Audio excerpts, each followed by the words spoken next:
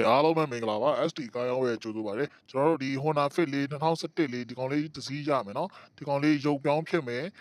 ကားလေးဂျောတော်တော်တက်မယ်အော်ဆေးပတ်လည်နေရမယ်ဗျာနော်50 60ဝန်းကျင်မေးထားတဲ့ brother တွေညီကိုတွေဒီကားလေးရပါမယ်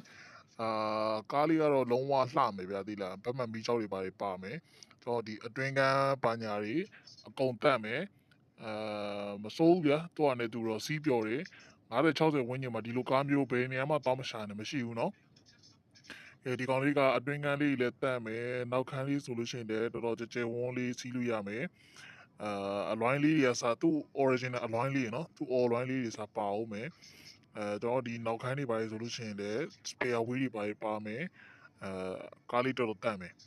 ဒီကောင်လေး50 60ဝန်းကျင်ပဲနော် all sale ပတ်လေနော် all sale ပတ်လေဖြစ်မယ်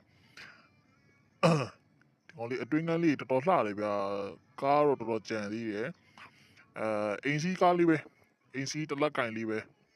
နော်မြန်မြန်လာယူမရမယ်နော်ဒီကောင်လေး eco မှုလည်းပါမယ်နော်တော်ထိုးနဲ့ eco မှုလည်းပါမယ်ကျွန်တော်တို့ CRI ဘာညာလည်းဘောလုံးပါသေးရနော်ချိုးရဒီကောင်လေး50 60ဝန်းကျင်မှာစီးပြော်မယ်မြန်မြန်လာမရမယ်နော်ကျွန်တော်